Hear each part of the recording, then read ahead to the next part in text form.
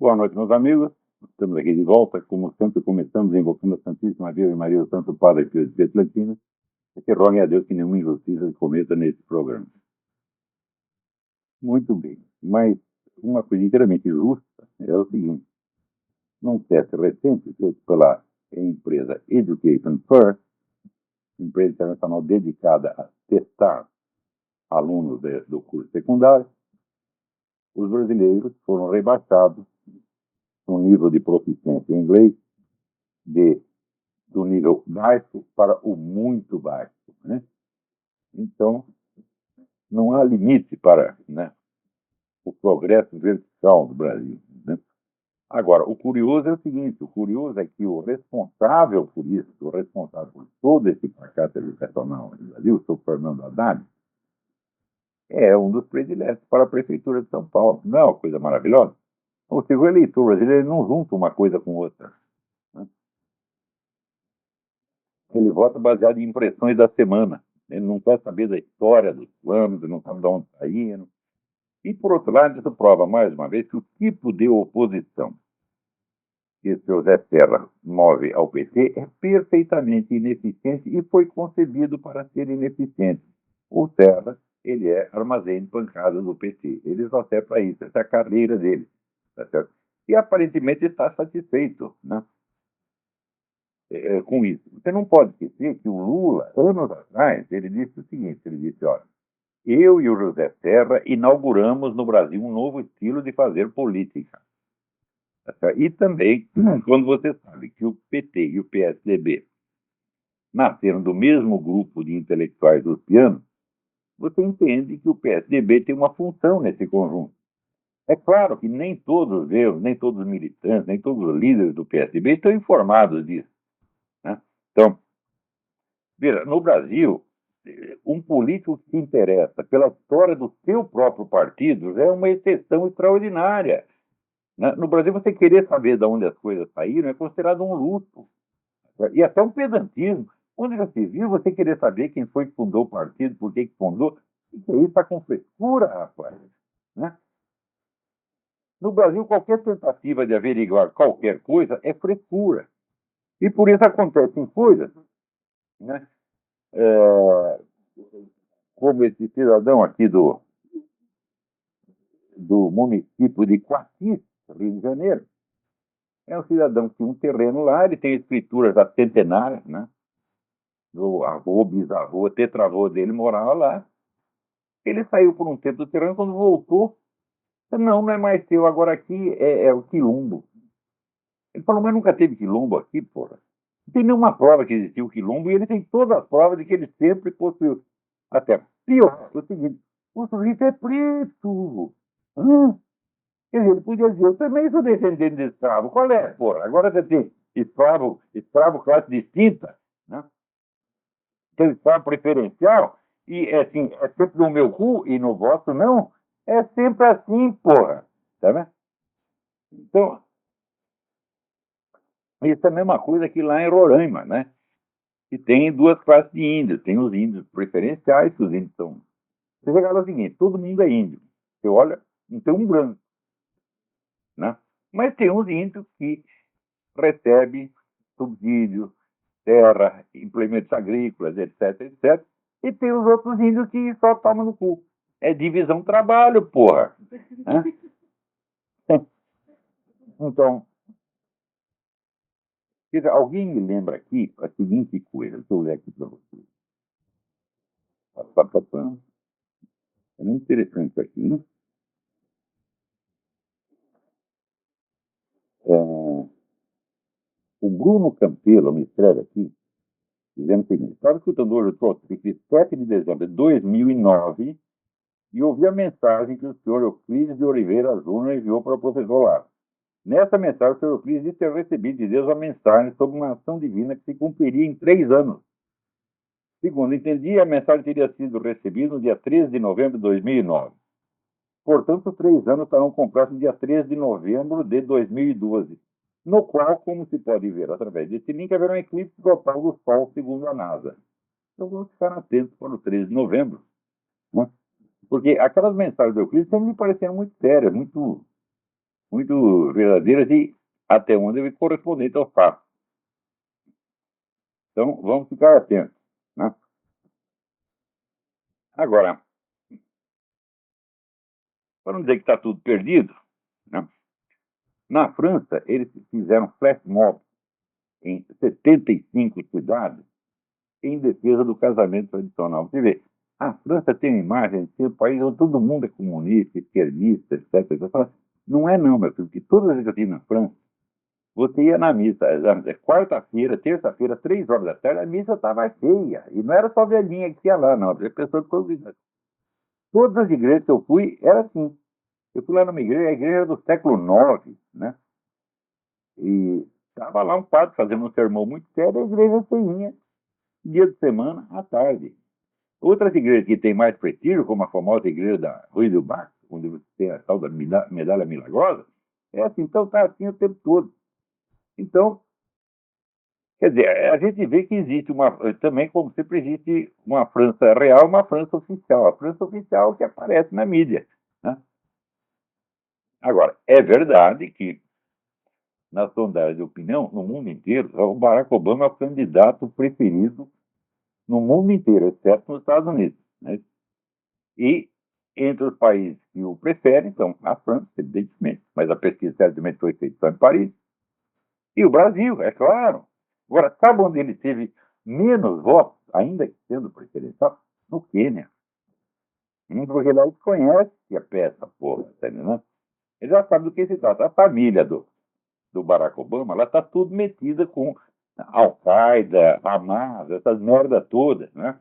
O cara que ele apoiou lá, eu esqueci o nome do sujeito agora, o governo que ele apoiou lá, era um tirano, genocida, assassino. Então no Quênia ele já conhece a história, porra. Não é, o cara é nosso parente, sim, é nosso parente, mas como sempre, é no nosso cu e não no voto. É sempre assim, né? Agora, você vê que coisa, essa política externa do Obama, ela foi, na verdade, muito pouco discutida durante os debates presidenciais. O Romney usou uma estratégia de transmitir uma imagem de calma, soberania, tranquilidade, e olha, funcionou porque ele está na frente em todas as pesquisas. De todos os candidatos, de todos os candidatos desafiantes que houve contra o presidente em exercício, ele é o que está tendo a preferência mais alta desde os anos 60. Se você pega assim, como estavam as eleições, como estavam as pesquisas, 2 semanas antes das eleições, no tempo que o candidato era o Clinton, o Jimmy Carter, o Reagan, etc, etc, o candidato de oposição sempre está mais baixo do que o Romney está hoje. Então, a não ser que haja uma trapaça monstro, parece que a era Obama vai acabar, né? E, no entanto, esse caso lá da Líbia, de Benghazi, né, de ontem para hoje é que se divulgou o fato seguinte, é que 2 horas depois do ataque, 2 horas, né, já haviam chegado ao Departamento de Estado e à Casa Branca mensagens desesperadas que informavam que não só que era um ataque terrorista, mas informavam até o nome da organização terrorista que havia assumido a autoria do ataque. Isso quer dizer o seguinte, o Barack Obama sabia de tudo, de tudo. Mas para não confessar que a política dele lá está dando errado, ele decidiu dizer que era um protesto popular espontâneo causado por aquele filminho, né? E mais ainda, ele disse: eu vou punir severamente os responsáveis. O único responsável que foi punido é o autor do filminho, que está na cana faz 30 dias. Enquanto os autores mesmo do massacre estão tudo na rua, tudo passando muito bem. E o governo mexicano não fez porra nenhuma até agora. Então, quer dizer, confirmou-se que o Barack Obama mentiu. Mentindo, expôs aqueles funcionários americanos ao risco de morte, risco que se cumpriu integralmente, né? Pior ainda, a, a, a, a guarda, né, de líbios que estava encarregado de tomar conta ali da embaixada, estava infiltrado de gente do Al-Qaeda, né? E tropas americanas mesmo não tinha nada. Agora, como é que o cara, 2 horas depois começa o ataque, ele está sabendo de tudo e não faz nada, nada, nada. E não, se a gente fizer alguma coisa, vamos confessar, né, que a Primavera Árabe não era o que nós dissemos. Olha, eu sempre soube, por exemplo, a Primavera Árabe só tem uma finalidade: colocar no poder a fraternidade islâmica em todo o mundo árabe, entendeu? Todo o mundo islâmico, tá certo? Não é árabe, é islâmico. Porque árabe é 8% do mundo islâmico, né? O resto é paquistanês, indonésio, africano, é tudo misturado. Então, o objetivo deles é, evidentemente, tomar conta de todo mundo islâmico. O objetivo do Barack Obama foi ajudá-los a fazer isso. Essa história de que vamos implantar a democracia, eu digo, porra, é só você ver qual é os escritos do Said Qutb que inspiram a fraternidade islâmica. Fala, vai ver onde ele prega a democracia. Parte alguma. O que ele prega, vamos dizer, é um governo islâmico draconiano, tá certo? Que reprime completamente as minorias adversas, é isso que ele quer, é a dominação total. Então, o programa da fraternidade islâmica é mais do que conhecido e é temido até dentro do próprio mundo islâmico, meu Deus do céu. E esse pessoal que o Barack Obama está cortejando e alimentando com o dinheiro dos contribuintes. Mais ainda, saiu outro dia aqui uma lista das pessoas ligadas a organizações terroristas radicais islâmicas que estiveram visitando o seu Barack Obama na Casa Branca. Quer dizer, eles tinham assim, portas abertas, centenas e centenas, centenas. Só agora que está aparecendo, veja você. É? O que essa gente fez lá? O que eles conversaram com o Barack Obama? Ninguém sabe. Né? Então, isso quer dizer que as preferências do Barack Obama e para quem ele trabalha é uma questão óbvia. Também não poderia ser de outra maneira, porque vocês viram, saiu no World Net dele o anel que o sujeito usa. No anel está escrito a Shahada. A Shahada é a declaração de fé islâmica, é o princípio número 1 do Islã. La ilaha illallah. Quer dizer, só existe Deus, o único Deus é Deus. E por dentro deve estar escrito, segundo os especialistas, por dentro do anel deve estar escrito a segunda parte da Shahada, que é Mohammed Rasulullah. Quer dizer, Mohammed é profeta de Deus. Então, evidentemente que há, vamos dizer, um comprometimento do Obama, não com o Islã no sentido religioso da coisa, certo? Mas com o Islã geopolítico, que é o Islã da fraternidade islâmica. Né? Religiosamente, quais são as crenças religiosas do Barack Obama, isso é perfeitamente irrelevante. Dizer que ele é cristão é absolutamente ridículo, porque a única igreja que ele frequentou é a do Jeremiah Wright, que é tão cristã, tá certo? Quanto aí Leonardo Boff e Frei Betta, coisa desse tipo. Quer dizer, é uma igreja marxista. Olha isso. Então, a lealdade dele está entre o comunismo e o radicalismo islâmico. É uma coisa tão patente. Porém, acontece que nos debates aqui, os candidatos assumem o compromisso de não colocar em dúvida a honra e nem o patriotismo dos seus adversários. Então, você, na prática, você não pode falar mal dos caras. Pode falar assim um pouquinho, né? O Obama até abusou do direito de falar mal, né? Falar mal, fazer gracejo de mau gosto e olhar feio, e quer saber? Pegou muito mal. Quer dizer, o pessoal até reclamava, não, mas o Romney não vai reagir ao todo. O Romney, não, ele continua na dele, falando do seu programa. Então, de vez em quando ele dava lá um coice no Obama, mas como quem não quer nada. E em nenhum momento ele fez cara feia para o Obama, ao contrário, quando o Obama falava, quando o Romney falava, o Obama ficava olhando para ele com um olhar fuzilando. Você viu? O ódio mal disfarçado, o ódio mal camuflado. Né? E quando o Obama falava, o Romney olhava para a cara dele assim com ar até de simpatia e piedade, tá entendendo? Mas não havia nenhuma insinuação no olhar, né? E quer saber? A conduta do Romney pegou muito bem. Todo mundo achou que ele é presidencial. Quer dizer, o presidente tem que estar, como diz o francês, au-dessus de la mêlée, quer dizer, acima da confusão. Né? Ele tem que pairar, né? E dar um ar de respeitabilidade, de segurança e tranquilidade. E isso o Romney transmitiu o tempo todo. Aquele ar de, olha, eu sei o que eu estou fazendo, eu sou profissional, eu sou da área. O rapaz aí está nervoso, você não ligue, não. Nós vamos aqui trabalhar. Né? E funcionou para tudo. Foi um negócio incrível. Né? E que é essa coisa que os brasileiros tentam imitar. Né? Quer dizer, o Brasil faz oposição ao PT, Eles querem ter a mesma conduta. Acontece que as eleições brasileiras não se pautam pelas mesmas regras da americana. Né? Por exemplo, essa coisa da imagem presidencial. Você acha que o Lula teve algum dia imagem presidencial? Você acha que o Sarney teve imagem presidencial? Então, simplesmente não existe isso no Brasil. Né? Então, o sujeito pegar num debate ou num programa de televisão, o candidato pegar e se mostrar muito sereno e tal. Então, no Brasil não funciona. Isso no Brasil isso é prova de fraqueza. Agora, aqui, meu filho, está tudo que se faz na política está codificado, está tudo arrumadinho. Por exemplo, o protocolo do Congresso, vocês não imaginam a complexidade das regras. Por exemplo, para você apresentar uma emenda, para você fazer uma objeção. Quer dizer, até tem aqui livro. Aqui, vamos trocar um coisa aqui.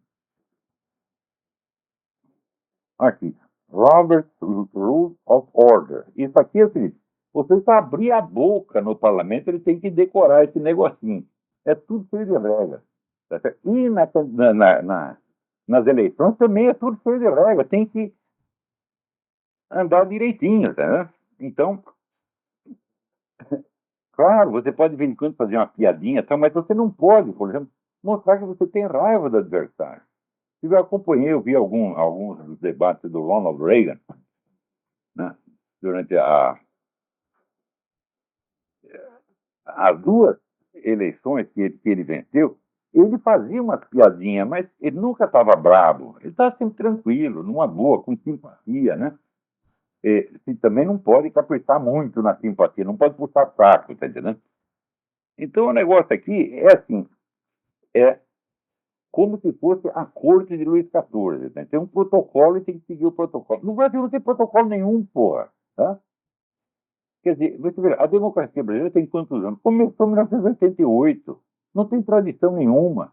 É tudo improvisado, né?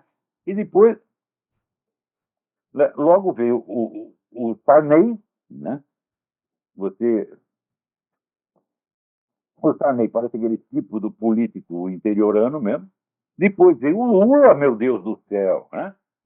Quer dizer, o FHC ainda tentou dar aquela imagem presidencial, mas ele não convencia muito, meu Deus do céu, né?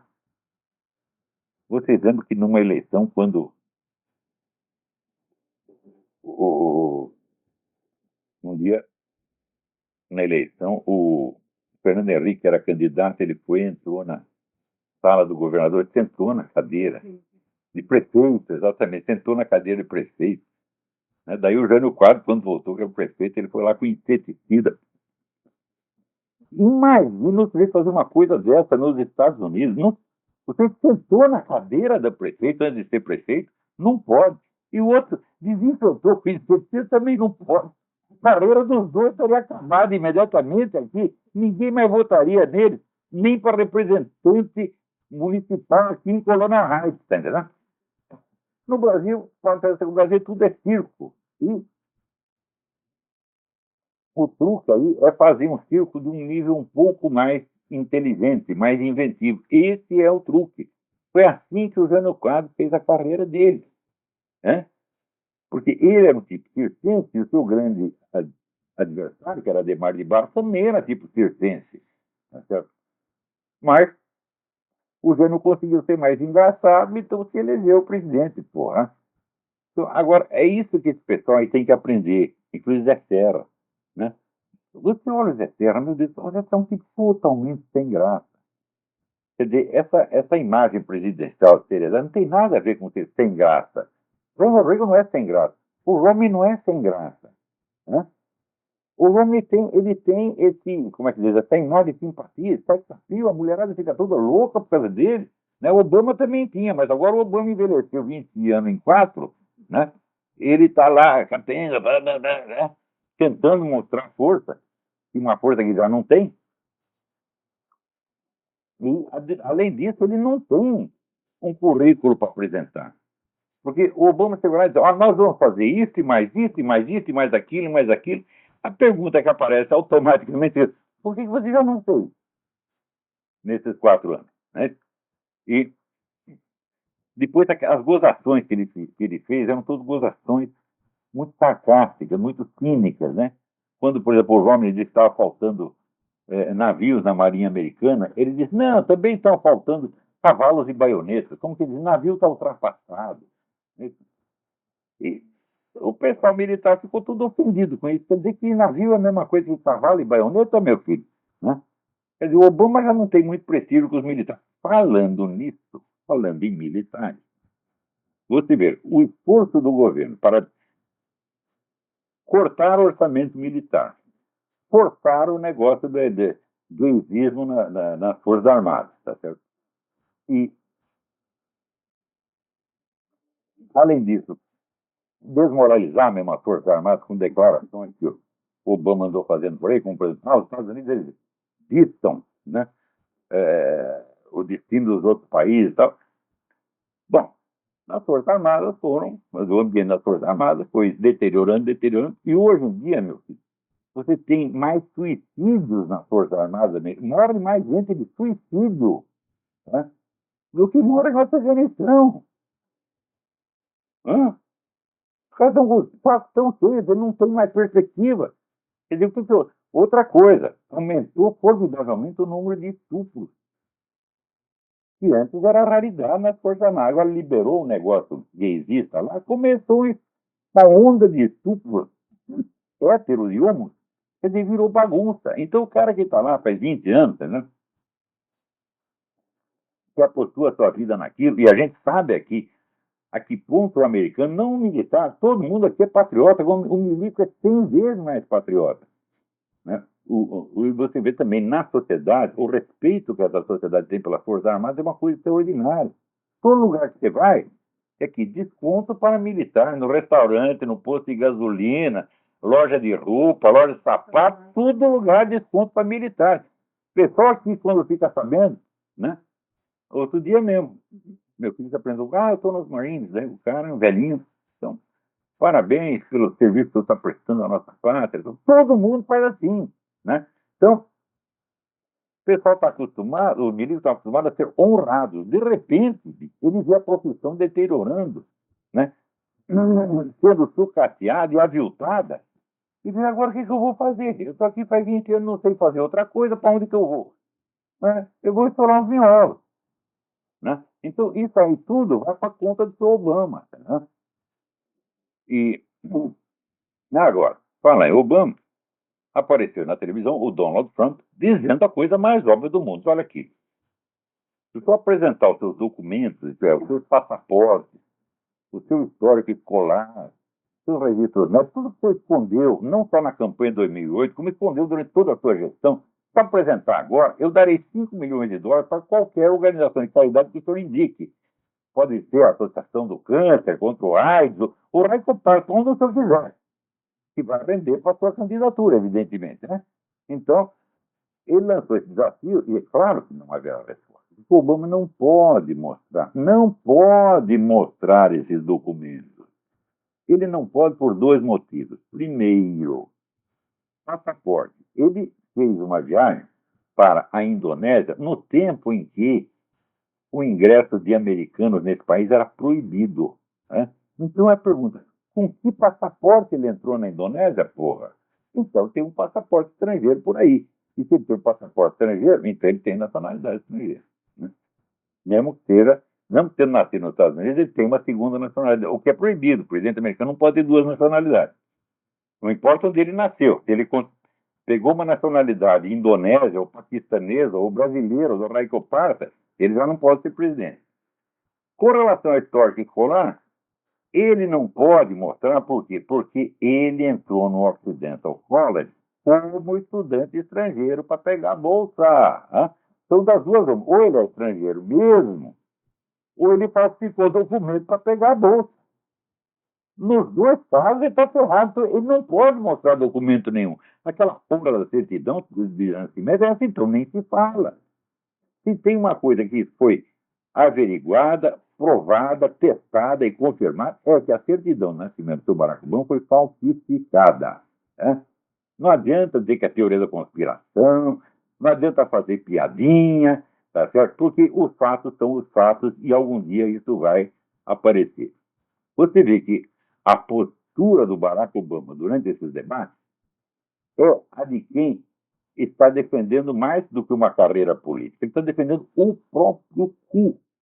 Porque se ele cai da presidência, ele não terá mais o aparato presidencial para defendê-lo contra investigações, porra. Né? Que é exatamente, aliás, até eu vou ler aqui o que ele escrevi. Né?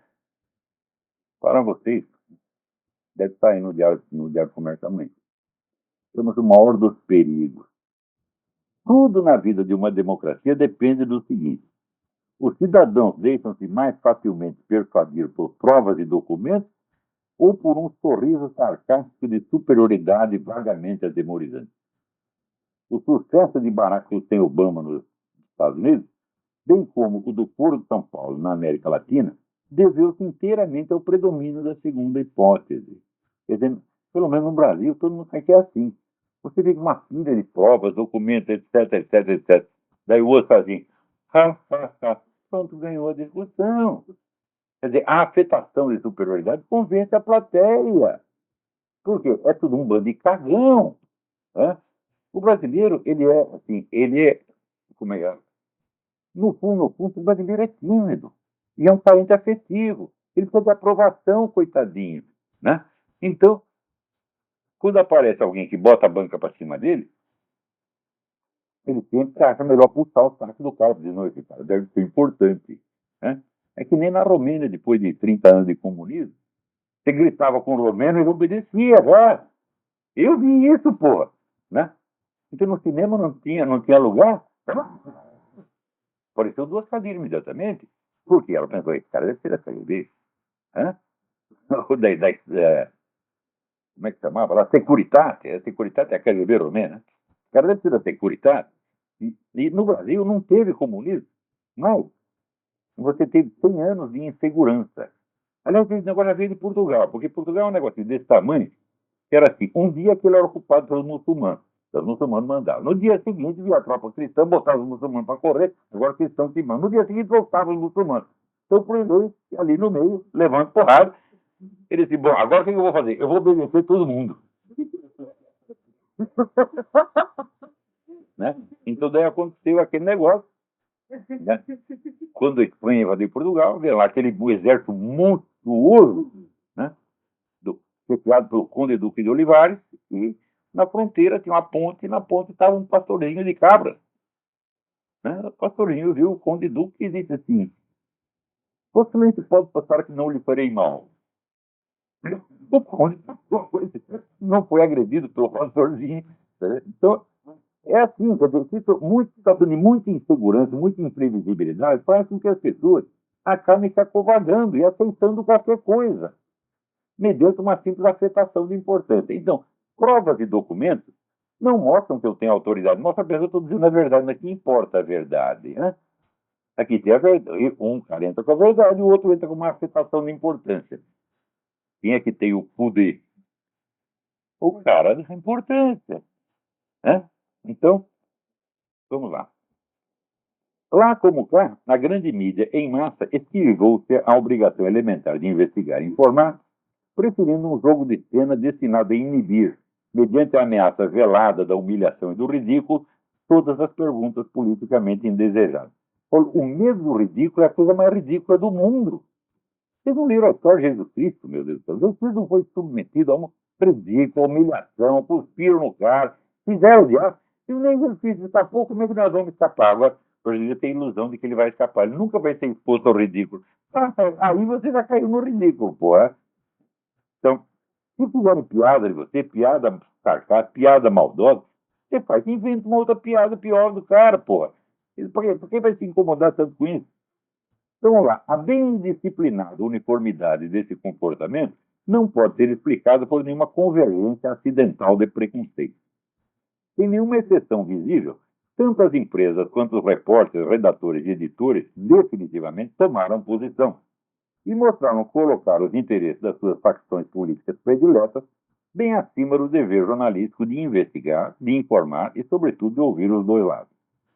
Vozes divergentes, pouquíssimas e débeis, não puderam ser caladas de todo, mas, manifestando-se exclusivamente nas sessões de opinião ou em blogs, acabaram por tornar-se inaudíveis sob a monstruosa orquestração de desconversas, piadinhas cínicas e rotulações pejorativas nas páginas noticiosas. Poucos fatos na história foram jamais tão bem averiguados, testados e provados quanto a falsidade documental do presidente americano e o esquema de dominação continental do Foro de São Paulo, no qual se irmanam, como sempre na estratégia comunista, organizações criminosas e partidos nominalmente legais, tornados assim eles próprios criminosos. Por isso mesmo, ambos esses fatos foram sistematicamente suprimidos do noticiário por tempo suficiente para que os beneficiários da cortina de silêncio alcançassem, sob a proteção dela, seus objetivos mais ambiciosos. O Foro de São Paulo já dominou metade do continente e o seu Barack Obama já está na presidência faz 4 anos. Né? E justamente por serem certos e irrefutáveis, é que não foram impugnados mediante uma discussão franca e aberta, mas sonegados ou minimizados sumariamente por meio de caretas de desprezo, afetações de certeza olímpica e zombarias subginasianas. A mais vasta, organizada e abjeta pantomima que já se viu no mundo. Tem gente que participou da pantomima não por motivo ideológico, mas só para se fazer importante. O Rodrigo Constantino, por exemplo. Ele diz, estou lá tem teoria da conspiração do Foro de São Paulo. Pergunta, que ele fez isso? Não, mas isso é puxa-saco. Ele quer parecer bonitinho, ele quer parecer bom menino, com a mentalidade dominante da mídia. Então, pode rir, rapaz, pode rir quando quiser, que você vai ver que vai ser no seu cu, não no meu. Né? Então, você pensa que você falando isso, os caras vão te perdoar? Né? Depois de tudo que você falou contra o comunismo, contra Cuba, tá? Não adianta puxar saco. Né? A mídia, como o próprio nome diz, é o que está no meio, no centro, interconectando classes, grupos, regiões e famílias, na visão simultânea de um conjunto de informações disponíveis uniformemente a todos. Ela é, por excelência, o lugar comum, locus communis, em latim, topos koinos, em grego. Eu uso essa expressão porque esse é um termo técnico da filosofia. Hein?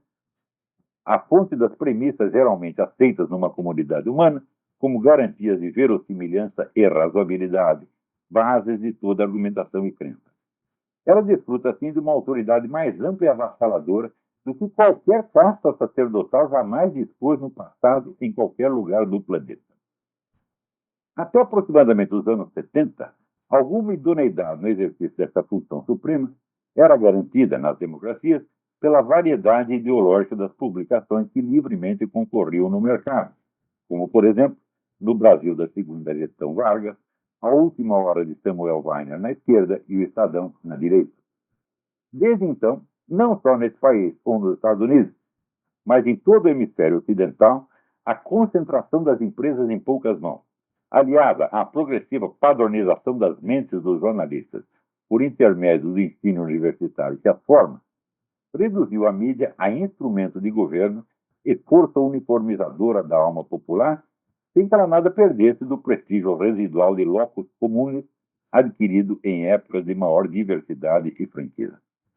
Qualquer observador atento pode notar que, quando mais um slogan ou chavão da nova moralidade que se pretende impor à humanidade aparece no programa do globalismo fabiano, ele é imediatamente adotado por toda a mídia mundial. E as opiniões diferentes, que até a véspera circulavam normalmente como expressões respeitáveis, são repentinamente marginalizadas e expostas à execração pública como sintomas de radicalismo ou doença mental. Hoje basta você ser contra-aborto para tornar-se imediatamente suspeito de nazismo ou de intenções terroristas. A velocidade crescente com que as ideias mais extravagantes e incongruentes se impõem do dia para a noite como padrões obrigatórios de normalidade anuncia para breve a extinção de toda a possibilidade de debate franco sobre o que quer que seja. Não é preciso dizer que essas ideias são criações de mentes psicopáticas e, como contrariam a experiência real mais direta e óbvia, resultam, quando se arraigam na linguagem corrente e exorcizam toda a veleidade de pensamento alternativo, em espalhar por toda a sociedade o fingimento histérico como norma de comportamento e padrão formativo das personalidades, trazendo como consequência inevitável o embrutecimento da consciência moral e a disseminação das condutas criminosas. Também não é preciso dizer que o caos decorrente é em seguida reaproveitado como pretexto para a imposição de novas normas ainda mais psicopáticas e destrutivas. Por isso, Daniel Greenfield foi até eufemístico quando, escrevendo no Front Page Magazine de David Horowitz, afirmou que a grande mídia é hoje, aspas, a maior ameaça à integridade do processo político. Verdade. Ela tornou-se, isso sim, uma ameaça à inteligência, à civilização, a toda a espécie humana. Onde quer que se aplique esse tipo de uniformização, de mentira uniforme, tá certo? Inibindo a discussão, tá certo? Não se trata da repressão policial direta. A repressão policial direta, todo mundo sabe o que está acontecendo. Agora, num caso desse, não, você estimula uma liberdade, uma variedade, etc., ao mesmo tempo em que você, no fundo, você está reprimindo todo mundo. Então, a ambiguidade da situação desorienta as pessoas, até destrambelha as consciências. Resultado, todas as normas morais vão para cucu e a criminalidade naturalmente aumenta. Nesse último ano aqui nos Estados Unidos, no último ano da gestão Obama, o número de crimes violentos aumentou 18%. No Brasil, então, desde que começou essa coisa, nem se fala. A relação entre uma coisa e outra é uma coisa tão fácil de comprovar, tá certo? Mas, no Brasil, não tem mais cientistas sociais. Cientista social no Brasil é feito só para fazer propaganda política, tá entendendo? Então, tem alguns até que não fazem propaganda comunista. Fazem propaganda até liberal, mas é propaganda. Os grandes temas mesmo não são estudados no Brasil. Né? Quer dizer, quando me mostra algum trabalho decente de ciência social, de história no Brasil, eu falo, bom, seu trabalho universitário, respeitado, mas não são sobre temas fundamentais. São sobre coisas de 70 anos atrás, coisas de interesse meramente escolar. Ou seja, pegar a mão na massa mesmo ninguém pega. Né?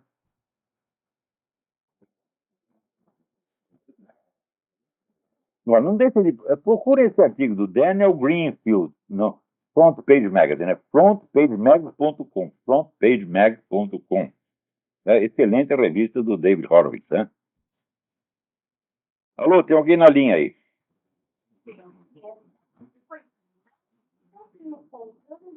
Alô, quem é? Eu estou ouvindo o pessoal falar aí na sua casa, eu não estou interessado na sua vida doméstica. Diga algo ou cale-se para sempre. Fudeu. Liga.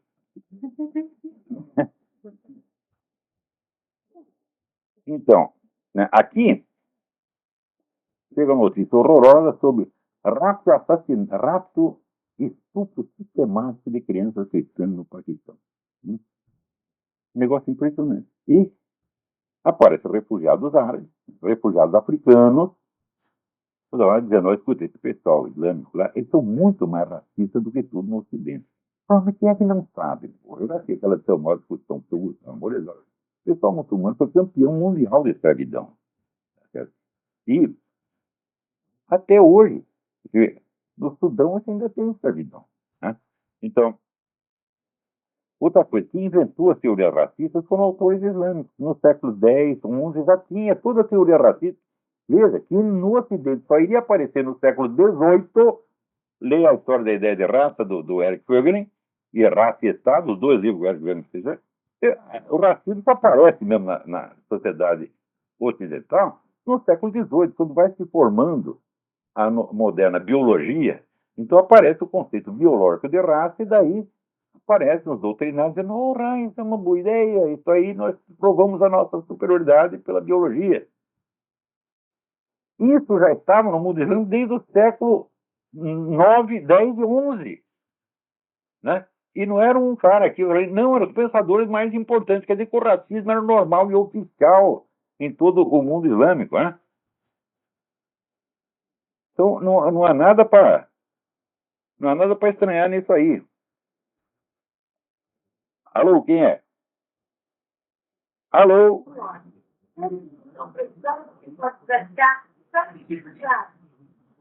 Quem está falando aí, pô? Né? O cara do telefone não fala, não, mas tem alguém falando pelas costas dele. Deve ser a mãe dele dando uma bronca nele. Né? Peraí, tem mais gente. Alô, quem é? Professor Olavo, Quem é? aqui o senhor Alfred Smith, de São Paulo. Alfred Smith, tudo bem? Sim, escuta, Olavo, eu queria escutar a sua opinião em relação àquela ideia do professor Nivaldo Cordeiro, que ele afirma que o apoio tácito do exército brasileiro ao PT deve ser aquela proposta maluca do PT de tornar Brasília o centro do império brasileiro na América do Sul, com a ajuda, naturalmente, das Farc. Eu não sei se o exército é tão ingênuo em comprar essa ideia. O que o senhor opina? Olha, eu não sei se é ingênuo, mas eu sei que o brasileiro, paisano ou fardado, hoje em dia todo mundo cagão. E quanto mais se ferra, mais se vangloria. Como diz aqui o nosso amigo Maurício, o brasileiro é o tipo que quando leva no cu ainda sai contando vantagens. Assim, peidei no pau dele. É assim a dura realidade, porra. Os militares estão sendo aviltados, humilhados, acusados de coisas que fizeram e que não fizeram, tá certo? E ainda fica procurando acordo com o PT, porque o PT diz, não, nós vamos aqui fazer o Brasil grande, o Brasil vai ser o centro, né, do Império Continental, né? E daí nós vamos ter que nem temos exército Napoleão Bonaparte, nós vamos dominar tudo isso. E pô, é capaz de ter algum tenente, subtenente, até capitão, coronel, que acha isso lindo, fica de pau duro com a proposta do imperialismo brasileiro, pô. Idiota, tem em toda parte, fardado a paisana, pô. Olha, eu escrevi o seguinte, aquele depoimento que eu só vi patriotismo no Brasil entre as Forças Armadas. Isso é verdade. Só lá tem patriota. Tá certo? E fora não, se viu, aqui nos Estados Unidos se vê um tremendo respeito pelos símbolos nacionais, pela história nacional. Todo mundo lê a história nacional, lê os escritos de Thomas Jefferson, as cartas de George Washington, fala daquilo com uma devoção que no Brasil o pessoal escolhendo tudo. Viu? Quem fundou o Brasil? Quem fundou o Brasil foi Dom João VI. Né? E sim, o único filme que tem sobre Dom João VI é uma caricatura monstruosa. O único que jamais fizeram sobre o fundador do país. Você imagina o patrocínio do brasileiro ao contrário, patrocínio de masoquista. Tá certo? Então, no Brasil, tudo quanto é loucura é possível. Né? Então, uma careta ameaçadora, com um sorriso sarcástico, chega lá um deputadinho do PT, faz uma piadinha sarcástica do Milico, o Milico se encolhe e cai de quatro, porra, cai de joelho. Mas o senhor acha que porra? O senhor acha que o alto comando vai admitir essa ideia das Farc? Porque precisa das Farc, naturalmente, para tudo isso precisa das Farc, para sustentar esse esquerdismo aí. Se é para o alto comando vai aceitar isso? Se é para dominar o continente, se ajuda as Farc, ninguém vai dominar nada. Agora, o problema não é dominar, o problema é que regime será implantado aí, porque é o socialismo continental. Então, você não esqueça que a milicada brasileira, tá certo? Nos últimos 10 ou 15 anos, adquiriu a mentalidade de funcionário público. Tá? Então, como está, vamos dizer, já está tudo trabalhando para o governo. Eles não entendem que eles trabalham, não entendem mais que eles trabalham para a pátria e não para o governo. É uma distinção que está ficando cada vez mais sutil. Porque você veja, por que a classe militar brasileira nunca reagiu contra a calúnia e difamação? Eu vivia dizendo, eu fazia conferência no Clube Militar, no Rio de Janeiro, em toda parte, na Escola Militar, Escola de Comando de Estado-Maior, Escola Naval, dizendo o seguinte: quando espalharem mentira contra as Forças Armadas, você tem que reagir judicialmente, tem que pôr o filho da puta na cadeia. Os caras o que faziam? Não faziam isso, soltavam uma notinha oficial que nem a mãe deles via. Então, como dizia o Donald Rumsfeld, a fraqueza atrai a agressividade. Você mostra que você está fraco, você vai apanhar. Aliás, o conselho que eu já dei para o pessoal do Opus Dei. Essa semana apareceu aquele tal de Cabrini, falando que o Opus Dei é uma seita secreta, uma organização assassina que mata pessoas, faz contrabando, faz isso, faz aquilo. Olha que turminha da Opus Dei. Não vem dizer que vocês estão apodrecidos na melee, que vocês são inatingíveis. Não, vocês foram atingidos, foram atingidos bem no cu, levaram um pontapé, são humilhados, levaram uma cuspida na cara. E se você não reagir, isso vai piorar. Eu não estou falando que eu estou contra vocês, não, eu sou amigo. Né? Agora, amigo dá um conselho franco, você entendeu? Não vai ficar alisando vocês, dizendo, não, são superiores, não liguem para isso, que vem debaixo do me atinge. Agora, quem fala que vem debaixo do me atinge nunca sentou no formigueiro, porra. Né? Então, nunca levou o pé no saco. Pé no saco, por definição, vem de baixo. Né? Muito obrigado, professor. Então, obrigado pela sua pergunta. Pois não. Agora aqui, veja, eu vou tentar ler para vocês um negócio maravilhoso que aconteceu aqui. Olha aqui. É um artigo que eu também mandei, chama A Era dos Masturbadores. Noticiando o sucesso de um filme recente sobre a invenção do vibrador elétrico, o UOL informa a seus leitores com candura admirável que o referido utensílio, aspas, contribuiu para a independência sexual das mulheres. Ninguém, em seu juízo perfeito, porá em dúvida que o masturbador solitário, de ambos os sexos, com ou sem aparelho, é fisicamente independente da presença de um parceiro. Isso é assim, como direi, por definição. O que chama a atenção no texto do UOL é que ele dá essa obviedade banal na acepção positiva de um passo histórico em direção à liberdade das mulheres, sem notar que, pelo mesmo raciocínio, as vaginas de borracha e as bonecas infláveis devem ter exercido idêntico influxo libertador sobre a parcela masculina da espécie humana. A perfeição da liberdade, nessa perspectiva, será alcançada quando homens e mulheres, separados e fechados nos seus respectivos quartos ou banheiros, se entregarem às delícias da intimidade romântica com objetos industriais comprados em sex shop. Nem vejo motivo para que tão paradisíaco estado de coisas não se estenda também aos homossexuais, de modo que as mulheres que se livraram dos homens se livrem também de outras mulheres, e os homens de outros homens. Os encontros românticos serão combinados, então, na seguinte base. Eu não a procuro, você não me telefona, quem acordar primeiro volta a dormir, e quem chegar primeiro vai embora. O redator do UOL poderá jurar que foi apenas um lapsus linguae, uma frase infeliz. Pode ser. Mas qual ato falho freudiano o levou a produzi-la? Foi, sem dúvida, a confusão, hoje em dia endêmica, entre sexo e sensação orgásmica. A relação sexual, na plenitude do termo, só se perfaz no contato entre a mucosa de um pênis e a de uma vagina no interior dessa última.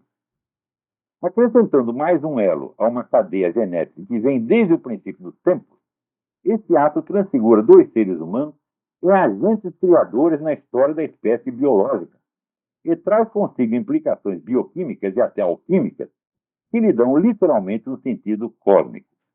As emoções profundas do ato sexual têm aí a sua raiz primeira, e amputadas dela, reduzem-se a nada mais que um teatro mental, ora mais, ora menos sofisticado. O orgasmo solitário é uma sensação subjetiva, experimentada num corpo isolado, que, na melhor das hipóteses, pode imitar em fantasia as glórias da relação sexual plena, sem se aproximar delas, senão no sentido em que um signo indica a coisa significada. O mesmo aplica-se mutatis mutandis a qualquer relação sexual que bloqueie propositadamente a possibilidade da reprodução. Eu seria o último a desejar fazer aqui um discurso moralista contra essas variações, mas na estrita realidade dos fatos, todas elas só são sexo em sentido figurado, subjetivo e lúdico, isolado artificialmente da realidade cosmobiológica que o invasa, assim como o gosto de um alimento pode ser imitado com perfeição por um simulacro sem função nutritiva. Acontece que, na nossa época, a maioria das pessoas jovens só teve contato íntimo com o sexo oposto por meio de uma película de látex, concebida precisamente para reduzir o ato sexual à sua sensação subjetiva, isolando-o do seu substrato bioquímico e cósmico. É, por assim dizer, o sexo abstrato, seletivamente recortado para que os seus aspectos sociais e lúdicos prevaleçam sobre a realidade substantiva da condição sexuada. No sexo assim vivenciado, a presença ou ausência de um parceiro se torna mera conveniência de momento ou, na perspectiva do UOL, uma casualidade irrelevante. Todas as relações sexuais reduziram-se, no fim das contas, à masturbação, e o advento de gadgets que a facilitam se torna uma compensação mais que suficiente para a falta de parceiros.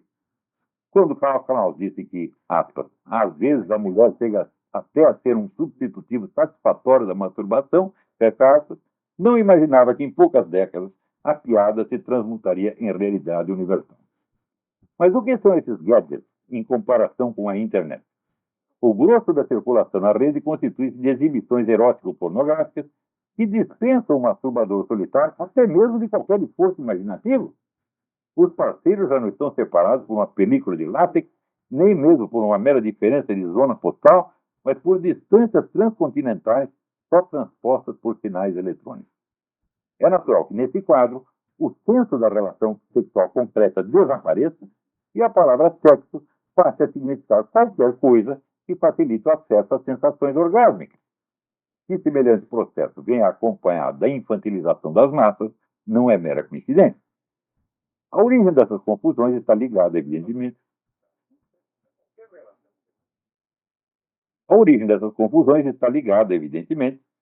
ao sucesso das reivindicações feministas, gaysistas e similares.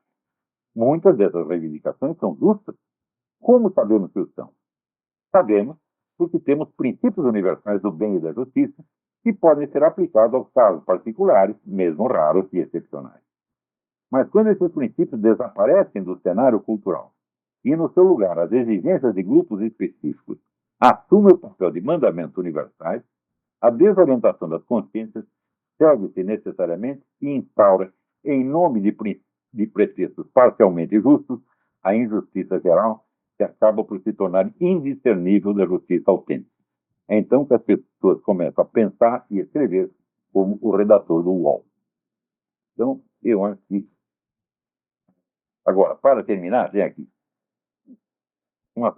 um leitor que me enviou uma sugestão. No estado de São Paulo, os cidadãos defensores da família e dos bons costumes não têm um representante no Congresso. Quero pedir que o Olavo de Carvalho se candidate a deputado federal. Você muito me honra, porém, a resposta é a seguinte: nem caguei. Até a semana que vem. Muito obrigado.